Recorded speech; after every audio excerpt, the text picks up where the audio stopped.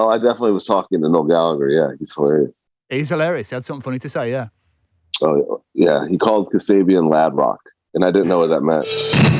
Ladies and gentlemen, welcome to the Radio X Evening Show. It's Rich Wolfenden with you on your Thursday evening. And tonight we've got another special guest. Ladies and gentlemen, Patrick Carney of the Black Keys is on the show. Thank you so much for putting the time aside to speak to us today. So I understand you're coming at us from LA this evening. Yeah, we just flew in yesterday to Los Angeles. We haven't been out here.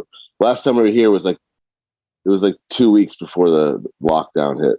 We were so I haven't been back. It's my first time. It's crazy because there's just like tons of homeless encampments now.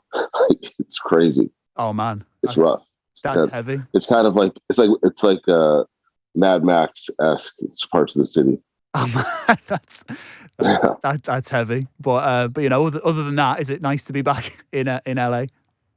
Yeah, the weather's nice. Yeah, it's always nice in LA. You gotta have that. But anyway, let's talk about the new music then. We've got you on to talk all about your new studio album. It's called Dropout Boogie, and I'm excited to hear it mostly because you have so many different sounds over the years on different albums. What is this going to sound like? I think the record's kind of representative of a few different sounds, a few different albums that we've made over the years. I guess there's parts of it that remind me a lot of Brothers, and then there's parts of it that kind of actually remind me of even the first record. Like the last song on the record kind of sounds like something that could have been off of The Big Come Up in a way. It's pretty just, it's a first take, you know, kind of just loosey goosey, yeah, rough thing. But we liked it so much we put it on. So. Oh, brilliant! So does that mean we're going to get some big sound and singles from this record as well? Then we've already started making another record. So we're already we're pretty deep into a follow-up actually. And you know, while making this record, we've collaborated with Danger Mouse in the past. He's a producer that worked with us, and he also co-wrote some songs with us. And aside from that, we never really have done that co-writing stuff. But this album, we had Greg Cartwright, a musician we're friends with, who's in a band called The Raining Sound and the Oblivions. We had him come to the studio, and we wrote a few things with him, and it kind of flipped the script for us. We started, after we finished Dropout Boogie, we started going through our Rolodex and started calling some heavy hitter friends of ours, and we've been in the studio making more music. So there's probably deeper singles on the follow-up record. Yeah, we'll keep our eyes peeled for that one, absolutely. But you know, it was only last year when you released another album. You know, you're releasing them quite prolifically now. Can you do that because of these connections you've got in the music industry? I mean, we do it because we've got nothing else to do, I guess. But when we first started, we would make a record every year. We were on a roll, and then, you know, now we're 20 years. Our first record came out 20 years ago, this May 14th. And so at that time, we've made like, I think 11 albums. Making the music has never been the hard part for us. It's having to like tour it and like with El Camino and Brothers and Turn Blue, those three records back to back to back, being on the road for like 200 days a year for each one of those records. And it did our heads in. Yeah. You know, so now we're just trying to figure out what feels right, what makes the most sense. And so we're doing 30 some shows in the US this year. And then the plan is to do something similar in Europe next year. Oh, brilliant. Okay. And you can't reveal that, or it's not planned yet. It's not booked. Nothing's booked. We're just, we're figuring out what we're going to do. Yeah. Okay. It's going to be festivals, or if we're going to do shows or something. So is Glastonbury up there? Glastonbury's only around the corner for us next month. Is that something you'd like to play? We've played it before. It's a terrifying gig. We played once on the John Peel stage, twice maybe on the John Peel stage, and that's fun. But we played the Pyramid stage in 2014, right before Kasabian. That's the biggest show we've ever played. Oh, second biggest show, but it's a fun crowd. It's very intimidating to look at that many people. Yeah, and you know, every legend in music has played that stage, so it's, you know, it's a proper honor, I imagine, to get to play on that stage, the Pyramid stage at Glastonbury, and look out across. The backstage is just as intimidating as on stage, because you've got like legends like Noel Gallagher and stuff running around. And you don't fancy going up and asking for a selfie or anything like that? I don't think it's your style, but I definitely was talking to Noel Gallagher. Yeah, he's hilarious. He's hilarious. He had something funny to say. Yeah. Oh yeah, he called Kasabian Lad Rock, and I didn't know what that meant. Right, it could be onto something there. It could be onto something. I guess if they're Lad Rock, then we're Dad Rock. It's all good. Cool. You got to have your own genre. You got to fit into your own corner, you know. Somewhere, yeah. Yeah. Well, let's talk about your music then. So, Wild Child is the lead single off the album. It's absolutely brilliant. We love it at Radio X. I want to ask you about the music video in particular, because did you just sit down in a production office and go, "I want to be a cigar smoking high school chef in the next music video"? Well, Dan and I, we grew up together. We've known each other since we were like 9 years old. So broing down with Dan while making this record was like really fun, because after a year of lockdown, we were just kind of in need of some dude time. But a lot of our conversations revolved around high school. We wanted to make a video that was just kind of like Fast Times at Ridgemont High or something, but took place, now. So, we were like, well, yeah, we were talking, we had ZZ Top, we had Billy Gibbons from ZZ Top on this new album. He played a song, he wrote and recorded one of the songs with us. And after he left the studio, we were like, man, it was so genius how those guys, when they got to be old farts like we are, like they stopped like really being the stars in their videos. They just kind of were like in the background watching happen. And so we're like, we should do that with this video. We should do a high school video, but we could be like the teachers. And then Dan reminded me that we both dropped out of school, so we'd have to be like the custodian and the cook.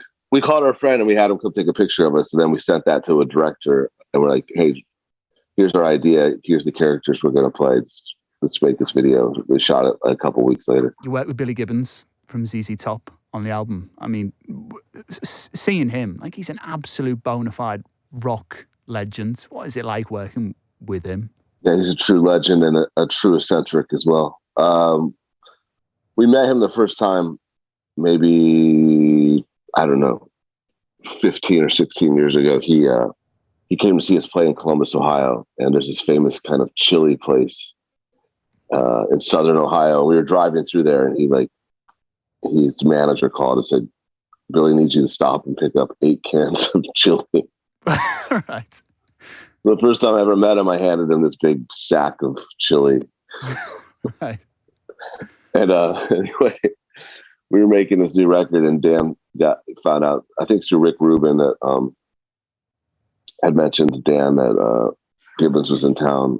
And so we sent him a text to stop by, and he came by, and he popped open a bottle of wine, sat down in the studio, and we jammed until that bottle of wine was gone. And when he left, we had written like 3 pretty decent starts to songs, but one of them was closer than the others. And that once Billy left, we had a bass, and that's how we tend to work. Dan and I just like improvising, writing an idea, recording it. Usually, like on our records, like you're hearing like the first or second take of us playing the idea. I guess that's how we were able to make a lot of records. Is we're never seeking like perfection necessarily. Yeah, man. I can't wait to hear it. Oh, that's such a class story. So just speaking of collaborators then, obviously, he's very high up in rock royalty. Is there anybody who you would absolutely adore, even more so to work with? Like, do you have a dream collaborator? What's funny is, we've got to meet a lot of these, legends over the years, but that was the first time I'd ever been in the studio recording with like a bona fide rock star, was with Billy Gibbons. Robert Plant's hinted for years that he wanted to play bass for us, and I still think we'd like that. So here at Radio X, we absolutely adore El Camino. Singles off it, absolutely brilliant. But I want to know a little bit more about the car on the cover of it. Why did you pick the El Camino? Well, we made the album, and we were, sometimes the hardest part was making records, actually like naming it or concepting what's going to go on the cover. And so we were doing some shows in the summer of 2011 in Canada, and we were driving to a show in the bus, and looking out the window, we saw an old El Camino, and I was like, "Oh my god, dude! Like, we should name the record El Camino. It means the road, or something." We were obsessed with those cars because it was so ridiculous. And my brother Michael, who used to do all of our artwork, he's like, "Oh yeah, we should just it would be funny instead of putting the El Camino on the cover, to put the minivan that you guys used to tour on the cover. So those cars had basically, they were all from the early 90s. They'd all basically disintegrated by the time we made El Camino in 2011. So we actually sent him on a mission to go photograph in the wild as many of those cars as he could find. So the whole record cover is just a bunch of minivans from that era. So on the Radio X Evening Show, we have a tradition of asking our guests about their gig memorabilia and what they've picked up either out on tour or they picked up as a person in the crowd going to watch a show. So I'll give you a couple of examples of what we've had in the past. Simon Neil from Biffy Clyro, he has a ticket stub to the Strokes' first gig in Scotland. Connor from Nothing But Thieves has Dappy's trainers. You know who Dappy is? Mm-mm. Okay. Nope. Doesn't matter. Andy from Doves has Mike Joyce from the Smiths drumsticks as well. So, there's a few bits of memorabilia in there. Yeah. Pretty cool. Do you have anything of that ilk? I have, from a gig, no. I have, I think, what Mark Mothersbaugh from Devo's Mini Moog synthesizer. But from a gig, I met Beck when I was 16, and my uncle was friendly with him because my uncle was a musician. And because of that, when I ended up running into him again, like 7 years later, Dan and I had already started the band, and I sent him, I passed off a promo of our record Thick Freakness to him, and he listened to it actually, and then invited us out on the tour. Wow. So I guess I have that whole tour to thank to, like, kind of, I guess, an early gig. What was Beck like then, back in the early days when you just started? He was really funny. He offered me a pair. Remember that? I always had him down as a cool guy. That was a lovely chat. It was an absolute delight talking to you, Patrick. Best of luck with the album launch. I can't wait to see you when you come over to the UK. And yeah, man. Enjoy LA and enjoy your holiday to London as well next year. We'll see you next year when we're over there. Brilliant. Yeah, absolutely, mate. Please pop by into the studio. Yeah, we will. And we'll get you in here and, we'll do it in person. And, bring the guitars and the drum and that sort of thing. And we'll do a little something in here. That'd be sick. We'll do it. Cool. All right. I'm holding you to that. Patrick, an absolute pleasure, mate. I'll speak to you soon. Radio X.